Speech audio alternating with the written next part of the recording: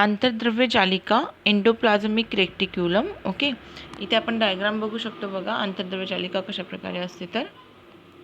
Okay, ribosome असते यामध्ये, केंद्रक असतं आंतरद्रव्य जालिकेमध्ये. शोध कोणी लावला होता? पोर्टर यांनी लावला होता. आंतरद्रव्य जालिका ही पेशी अंतर्गत वहन व्यवस्था आहे. आंतरद्रव्य जालिका ही बाहेरून प्रद्रव्य पटलाशी तसेच आतील बाजूस केंद्रकाशी संलग्न असते. ओके, आंतरद्रव्य जालिका या विषाणू, जीवाणू, निळे, हिरवे, शेवाळ व सस्तन प्राण्यांच्या आरबीसीमध्ये, रक्तपेशीमध्ये नसतात. कुठे कुठे नसतात आंतरद्रव्य जालिका? विषाणू, जीवाणू, निळं, हिरवं, शेवाळ, सस्तन प्राण्यांच्या लाल आरबीसीमध्ये, रक्तपेशींमध्ये ते नसतात प्रेझेंट. सूक्ष्मनलिका आणि पट यापासून आंतरद्रव्य जालिकेची रचना झालेली असते. आंतरद्रव्य जालिकेचे दोन प्रकार पडतात. एक आहे बघा खडबडीत आंतरद्रव्य जालिका आणि दुसरी आहे गुळगुळीत आंतरद्रव्य जालिका. ओके, रफ आंतरद्रव्य जालिका आणि स्मूथ. तर खडबडीतमध्ये बघा, ज्या आंतरद्रव्य जालिकेच्या पृष्ठभागावर रायबोझोम्स असतात त्यांना आपण खडबडीत आंतरद्रव्य जालिका असे म्हणतो. या भागामध्ये रायबोझोम्स प्रथिनांचे संश्लेषण करतात. संश्लेषित प्रथिनांची आवश्यकता असलेल्या ठिकाणी वहन करण्याचे कार्य खडबडीत आंतरद्रव्य जालिका करत असते. ओके, यामुळे लयकारिका निर्मित होत असते. खडबडीत आंतरद्रव्य जालिकेमुळे लयकारिकेची निर्मिती होते. आणि स्मूथ आंतरद्रव्य जालिकेमध्ये पृष्ठभागावर रायबोझोम्स नसतात, त्यांना गुळगुळीत आंतरद्रव्य जालिका म्हणतात. जिथे रायबोझोम्स नसतात त्यांना गुळगुळीत आंतरद्रव्य जालिका म्हणतात, स्मूथ. ओके, आणि जिथे रायबोझोम्स असतात त्यांना खडबडीत आंतरद्रव्य जालिका असे म्हणतात. आणि यामध्ये मेदरेणूंची निर्मिती होत नाही. स्मूथ आंतरद्रव्य जालिकेमध्ये मेदरेणूंची निर्मिती होत नसते.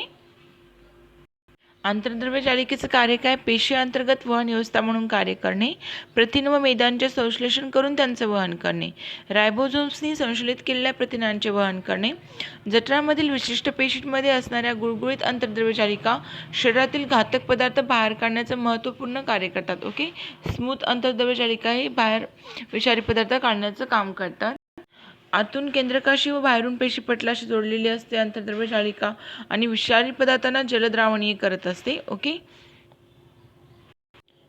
आता पाहू आपण गॉल्गी काय. पेशीतील गोदाम म्हणतात गॉल्गी कायला. याचा शोध कोणी लावला होता बघा? कॅमिलो गोल्गी या जर्मन शास्त्रज्ञाने. त्यांच्याच नावाने ते गॉल्गी काय असं नाव पडलं, कॅमिलो गोल्गी. आता इथे आपण डायग्राम यांची आकृती बघू शकतो, पिक्चर बघा गॉल्गी कायची इथे दिलेली आहे. ओके, हे अंगक 5 ते 8 कोशांचे बनलेलं असतं. हे जे कोशक आहेत बघा असे या कोशकांचं बनलेलं असतं. कोशांना आपण कुंड असेही म्हणतो. त्यामध्ये विकरे असतात. ओके, एक प्रकारचं कुंडन, त्यामध्ये काय असतात? विकरे असतात. कुंडांना काय म्हणून संबोधलं जातं? पेशीच्या रासायनिक कारखान्यांमध्ये वस्तू बांधून पुढे पाठवणारा कक्ष असं म्हणलं जातं. आता डायरेक्टली लाईन टू लाईन असं विचारलं जाऊ शकतं की पेशीच्या रासायनिक कारखान्यांमध्ये वस्तू बांधून पुढे पाठवणारा कक्ष कोणाला म्हणतात? तर ते कोणाला म्हणतात? कुंडांना असं म्हणतात. ओके, कुंडांना म्हटलेलं आहे. कुंड कशामध्ये असतात? तर गॉल्गी कायमध्ये. किती असतात? 5 ते 8. ओके, रिक्तिका, स्त्रावीपिटिका, पेशीभित्तिका, प्रद्रव्य पटल, लयकारिका या सर्वांची निर्मिती गॉल्गी कायमध्ये होत असते. यामध्ये विकरे साठवली जातात म्हणून यांना पेशीतील गोदाम असं म्हणतात. याचं कार्य, गॉल्गी काय हे पेशीतील एक स्त्रावी अंगक म्हणून ओळखलं जातं. रिक्तिका आणि स्त्रावीपिटिकांची निर्मिती करतं. लयकारिका, प्रद्रव्य पटल, पेशीभित्तिका यांच्या निर्मितीमध्ये गॉल्गी कायची महत्त्वपूर्ण भूमिका असते. ओके, गॉल्गी काय हे पेशीतील स्त्रावी अंगक म्हणजे सेक्रेटरी ऑर्गन आहे. गॉल्गी काय हे रिक्तिका आणि पिट्टिकांची निर्मिती करतं. पेशीभित्तिका, प्रद्रव्य पटल, लयकारिका यांच्या निर्मितीमध्ये पण मदत करत असतं. विकरे, मेद, स्रावी, चिकट पदार्थ यांचे पेशीच्या आतमध्ये बाहेरवण करतं आणि पेशी तयार झालेल्या पदार्थांमध्ये परिवर्तन करणे, त्यांची विभागणी करणे व त्यांचे एकत्रीकरण करण्याचं कार्य पण गॉल्गी कायचंच आहे. आता याच्याबद्दल थोडक्यात बघा. कॅमिलो गॉल्गी यांनी ब्लॅक रिॲक्शन, काळी अभिक्रिया विकसित केली होती. काळी अभिक्रिया कोणाची? मग कॅमिलो गॉल्गी यांची. या तंत्राद्वारे त्यांनी चेतासंस्थेचा सविस्तर अभ्यास केला. चेतासंस्थेची रचना या विषयावरील कार्यासाठी कॅमिलो गॉल्गी व सॅन्टियागो कॉजल यांना 1906 मध्ये नोबेल पारितोषिक भेटला होता. कॅमिलो गॉल्गी आणि सॅन्टियागो कॉजल यांना 1906 मध्ये नोबेल पारितोषिक भेटला. कशासाठी भेटला? चेतासंस्थेची रचना या विषयावर कार्य केलं होतं त्यांनी, त्यासाठी. आता पाहू आपण लयकारिका. हायड्रोलायटिक एन्झाईम लयकारिका. ओके, इथे दाखवली लयकारिकेची डायग्राम. पेशीतील टाकाऊ कार्बनी पदार्थाचे पचन लयकारिकेमध्ये होत असतं. लयकारिकांची निर्मिती खडबडीत आंतरद्रव्य जालिकेमुळे होते. ओके, कशामुळे होते लयकारिकांची निर्मिती? तर खडबडीत आंतरद्रव्य जालिकेमुळे. लयकारिकांना आपण काय काय म्हणतात? तर पेशीतील, बघा ही नावे लक्षात ठेवूया. पेशीतील टाकाऊ पदार्थाची विल्हेवाट लावणारी संस्था, आत्मघातकी पिशव्या असंही म्हटलं जातं लयकारिकांना, उद्ध्वस्त करणारे पथक, पचन पिशव्या, पेशींची पचन संस्था. ओके, पेशीतील टाकाऊ पदार्थाची विल्हेवाट लावणारी संस्था म्हणजे लयकारिका, आत्मघातकी पिशव्या म्हणजे लयकारिका, उद्ध्वस्त करणारे पथक म्हणजे लयकारिका, पचन पिशव्या म्हणजे लयकारिका आणि पेशीची पचन संस्था म्हणजे पण लयकारिका. वनस्पती पेशीत लयकारिका अल्प प्रमाणामध्ये असतात. लयकारिकेमध्ये हायड्रोलायटिक एन्झाईम असतात. ओके, लयकारिकेमध्ये काय असतं? हायड्रोलायटिक एन्झाईम असतं. लयकारिकेचं कार्य काय? लयकारिका ही पेशींची पचनसंस्था असल्यामुळे पेशींवर हल्ला करणाऱ्या जीवाणू आणि विषाणूंसारख्या परकीय आक्रमकांना नष्ट करत असते. लयकारिकांना आत्मघातकी पिशव्या असं म्हणतात, कारण ज्यावेळेस पेशी जीर्ण किंवा खराब होत असते तेव्हा लयकारिका फुटत असतात आणि त्यातील विकरे स्वतःच्याच पेशीचे पचन करतात. उद्ध्वस्त करणारे पथक का म्हणतात? कारण जीर्ण व कमजोर पेशी अंगके व कार्बनिक कचऱ्याला बाहेर फेकतात. या प्रक्रियेला आपण ॲटोलायसिस असं म्हणतो. टॅडपोलचे जेव्हा पूर्ण अवस्थेमध्ये बेडकात रूपांतर होतं, टॅडपोल म्हणजे बेडकाचं छोटंसं पिल्लू, त्याला टॅडपोल म्हणतात, तेव्हा लयकारिकामार्फत शेपटीचे पचन होत असते. ओके, शेपटीचे पचन लयकारिकांमार्फत होतं. उपासमारीच्या काळामध्ये लयकारिका पेशींमध्ये साठवलेल्या प्रथिने, मेद यांचा उपयोग करून आपण आवश्यक ऊर्जा पुरवतो. म्हणजे उपासमारीच्या वेळेला कोण मदत करतं? तर लयकारिका मदत करतं. हा पण पॉईंट लक्षात ठेवावा लागेल बघा. उपासमारीच्या काळामध्ये लयकारिका पेशीमध्ये साठवलेले प्रथिने, मेद यांचा वापर करून आवश्यक ऊर्जा पुरवित असते. ओके, आता पाहू तंतुकणिका, मायटोकॉन्ड्रिया.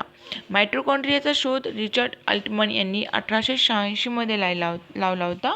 ओके, ही बघा तंतुकणिका इथे दाखवलेली आहे, एक तंतुकणिका. ओके, हे तंतुकणाचं पिक्चर. तंतुकणिकेमार्फत ऊर्जा निर्मिती केली जात असते. तंतुकणिकेला दुहेरी पटलाचं आवरण असतं. त्यातील आवरणांना आपण घड्या, शिका असं म्हणतो. बाहेरील आवरणाला छिद्रे असतात. ओके, बाहेरच्या आवरणाला छिद्रे असतात. तंतुकणिकेच्या आतील पोकळीमध्ये रायबोझोम्स, फॉस्फेट कण, DNA रेणू असतात. तंतुकणिका ATP ऊर्जा समृद्ध संयुग तयार करतं. याचा वापर चयापचय क्रिया, हालचाल, उष्णता निर्मितीसाठी केला जातो. एका पेशीमध्ये 50 ते 5000 पर्यंत तंतुकणिका असतात.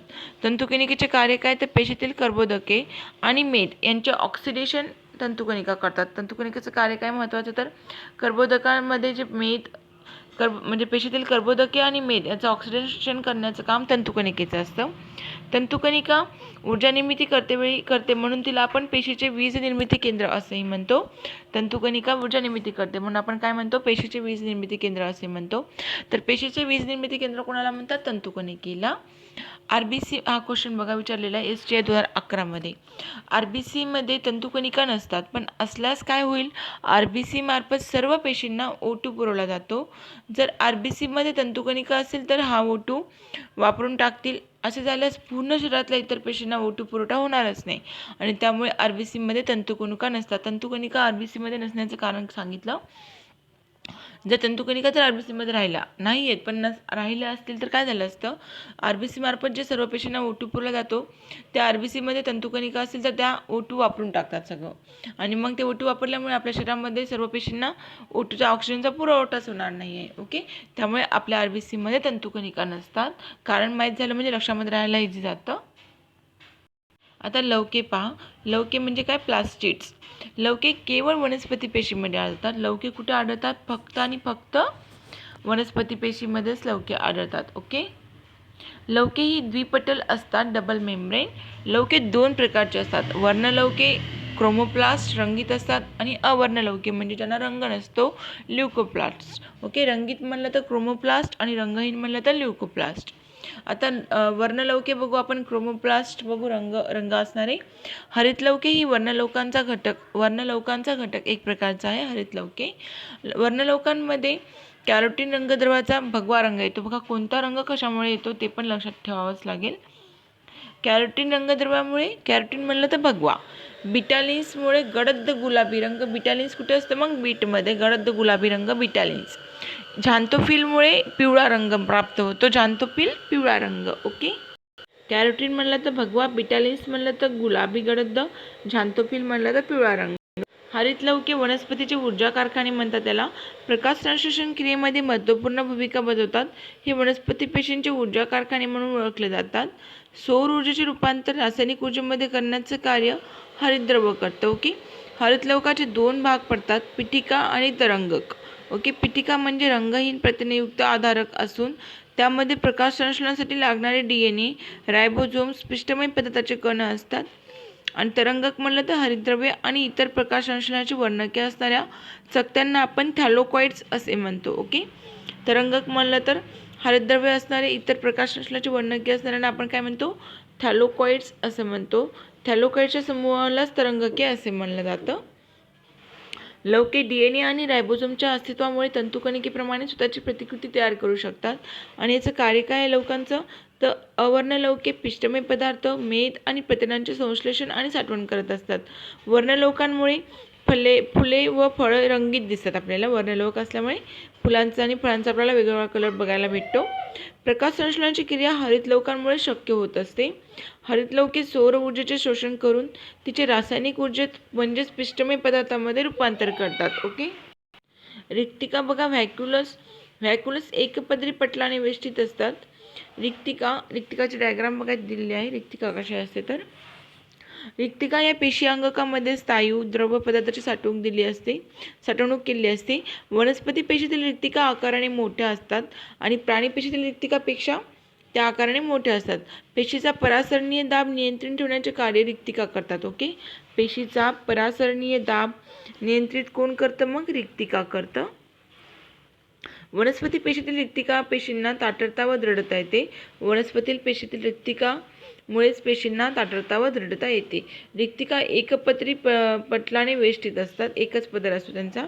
आणि रिक्तिकेचं कार्य काय? व्हॅक्युल्सचं पेशींचा परासरणीय दाब म्हणजे ऑस्मॅटिक प्रेशर नियंत्रित ठेवणे. ओके, प्राणी पेशीतील रिक्तिका अन्न व टाकाऊ पदार्थ साठवीत असतात. वनस्पती पेशीतील रिक्तिका पेशींना ताठरता व दृढता प्राप्त करून देतात. वनस्पती पेशीतील रिक्तिका ह्या कायमस्वरूपी तर प्राण्यातील रिक्तिका तात्पुरत्या असतात. ओके, वनस्पती पेशीमध्ये कायमस्वरूपी आणि प्राण्यातील पेशी म्हटलं तर प्राण्यातील रिक्तिका म्हटलं तर तात्पुरत्या टेम्पररी असतात. ओके, आदिकेंद्रकी पेशी आणि दृश्यकेंद्रकी पेशी बघू आपण. आदिकेंद्रकी पेशीमध्ये प्रोकॅरियोटिक सेल आणि दृश्यकेंद्रकी पेशीमध्ये युकॅरियोटिक सेल असतात. बघा, आदिकेंद्रकी पेशी म्हणजेच काय? प्रोकॅरियोटिक सेल. आणि दृश्यकेंद्रकी पेशी म्हणजेच काय? युकॅरियोटिक सेल. आदिकेंद्रकी पेशी म्हणजे नेमकं काय? तर या पेशींचा आकार किती असतो? 1 ते 10 मायक्रोमीटर. आणि यामध्ये केंद्रक पटल नसल्यामुळे केंद्रक द्रव्याचा पेशीद्रव्याशी थेट संबंध येतो. ओके, यांच्या केंद्रकामध्ये एकच गुणसूत्र असतं आदिकेंद्रकीमध्ये. आदिकेंद्रकी पेशीमध्ये तंतुकणिका नसतात. हरितद्रव गोलीय पिटिकांमध्ये असतं. ओके, आदिकेंद्रकी पेशींचं एक्झाम्पल काय? तर जीवाणू, शेवाळ, नीलहरित शेवाळ हे तर आदिकेंद्रकी पेशीमध्ये एक्झाम्पल लक्षात ठेवावं लागेल. जीवाणू, शेवाळ म्हटलं तर आदिकेंद्रकी, ज्यामध्ये केंद्रक नसतं. केंद्रकामध्ये एकच गुणसूत्र असतो. आणि आदिकेंद्रकी पेशीमध्ये तंतुकणिका पण नसतात. तंतुकणिका नसतात पण हरितद्रव्य गोलीय पिटिकांमध्ये असतं. आता दृश्यकेंद्रकी पेशी म्हणजेच युकॅरियोटिक सेल, यांचा आकार किती असतो? 5 ते 100 मायक्रोमीटर. दृश्यकेंद्रकी पेशीमध्ये केंद्रक पटलकामुळे केंद्रक द्रव्य नेहमीच वेगळं राहतं व ते पेशीद्रव्यांमध्ये मिसळत नाही. सुस्पष्ट केंद्रक असतं व त्यामध्ये अनेक गुणसूत्र असतात. दृश्यकेंद्रकी पेशीमध्ये तंतुकणिका असतात. हरितद्रव्य लवकांमध्ये असतं. आदिकेंद्रकीमध्ये पिटिकांमध्ये होतं हरितद्रव्य आणि दृश्यकेंद्रकीमध्ये लवकांमध्ये असतं. आणि याचं उदाहरण बघायला गेलं तर उच्च विकसित बहुपेशीय वनस्पती व प्राणीमध्ये दृश्यकेंद्रकी पेशी आढळून येते. ओके, रक्तपेशीचे 3 प्रकार पडतात. लाल रक्तपेशी RBC म्हणजे इरिथ्रोसाइट, पांढऱ्या रक्तपेशी WBC म्हणजे ल्युकोसाइट आणि रक्तपिटिका म्हणलं तर ब्लड प्लेटलेट्स थ्रोम्बोसाइट. ओके, आता लाल रक्तपेशीमध्ये निर्मिती यकृत स्प्लियामध्ये होते, भ्रूणाची निर्मिती. ओके, आणि प्रौढ अवस्थेमध्ये म्हणजे लहानपणी नाही का यकृत स्प्लियामध्ये लाल रक्तपेशी RBCची निर्मिती होत असते. आणि प्रौढांमध्ये अस्थिमज्जांमध्ये बोन मॅरोमध्ये होते. ओके, RBCचा आकार हा बायकॉन्केव्ह असतो. ओके, हा आकार लक्षात ठेवावा लागेल. RBCचा आकार कसा असतो? बायकॉन्केव्ह असतो.